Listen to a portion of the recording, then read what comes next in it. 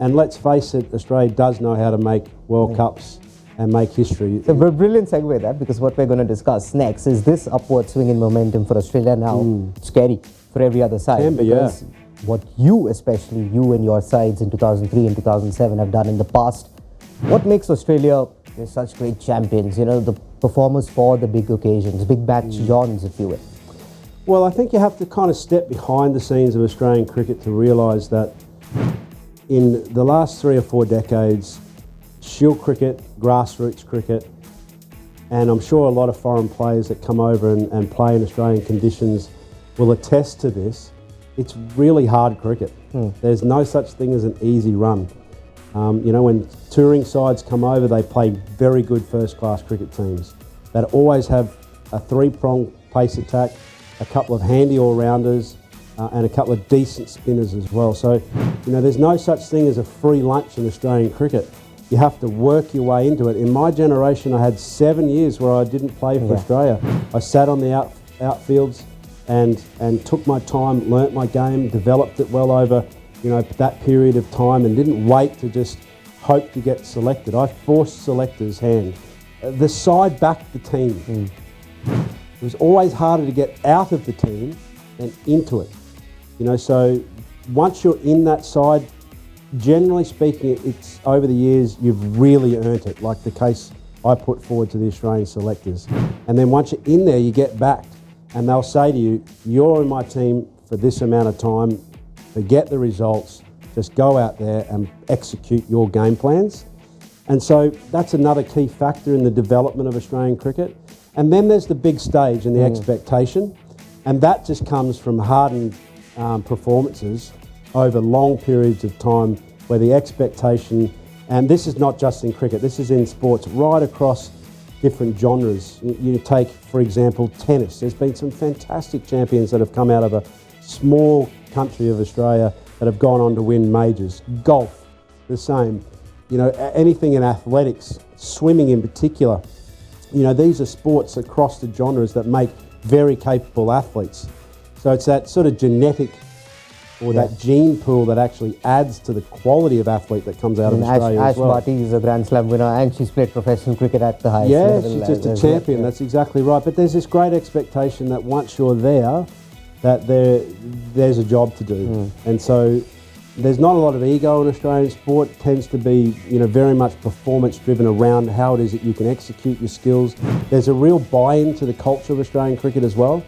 I mean, this is one-day cricket, but the pinnacle of cricket in our country is the baggy green, and that kind of like sets the tone, for the entire setup, whether that be the 3 formats, one days, T20s, or in fact Test cricket. Yeah, you all went on so many winning runs in 2003 and 7 throughout the tournament, only winning runs, undefeated champions. In Test cricket, you mentioned there was a 16 Test match winning streak. What happens when the going gets tough in that dressing room? Say when you all came to India in 2001, or in 2003, you mentioned the Sri Lanka game, the England game as well. It was tough going there. Even in the semi-final, I think Australia made just 214 in that semi-final, which is not a great 50-over score even at that point of time. So what's the mood, the discussion like there? How do you all get together when the going gets tough? Well, frankly, it's an unusual position for Australia to be in, because one of the great strengths of the team is and the sport in general is that Australians are very good front runners. That's where they like to play the game. They like to be out in front of the competition. They're very much on your face and in your face as athletes and competitors. And then when it does get a little tricky, there's always that sort of unity around the fact that we're a small country, but we're a united country. We're a colourful country. We're a country of many peoples in one. There's 25 million of the general population through Australia, and 1 million of those are actually Indians. So there's a great celebration of different cultures, but there's a one sense of one culture and one particular drive towards the baggy green, and that matters under pressure. I think I was telling a story on this show of the first time I'd felt that we were looking outside of our own core group, as you see the gatherings and the huddles ahead of matches, and that was in the 2005 Ashes series, and we felt a little fragmented and fractured, and we were looking for answers outside of our circle, and didn't really work for us. So, that's where you will want to find Australia in that position if you're in opposition, but generally speaking, we rarely give you that chance. You mentioned India, finally. India is a lot like sides that, the current India side is a lot like the sides, Australia sides you played in. How close or how far are the current Australian team to that winning side? Yeah, look, a very short answer to a side like India now is that you've got generational players that are world-class players, all playing, with each other. They've peaked at the right time, at the right tournament. And, to a man, you could pretty much go down the line with the Indian setup. You've got generational players, for example, like Virat Kohli, Jasprit Bumrah, the boom boom, who's leading the attack, Mohammad Shami. These are guys that have been around a long time. Then you've got your youngsters like Gill, Shreyas Iyer, all feasting off the knowledge of guys like Rohit Sharma. And that was so similar to our team as well through that successful era. It had learnt from a great era previously, led under Alan Border and Mark Taylor, and it was hungry to participate and feast on oppositions, under the leadership of Ricky Ponting and of course Steve Waugh.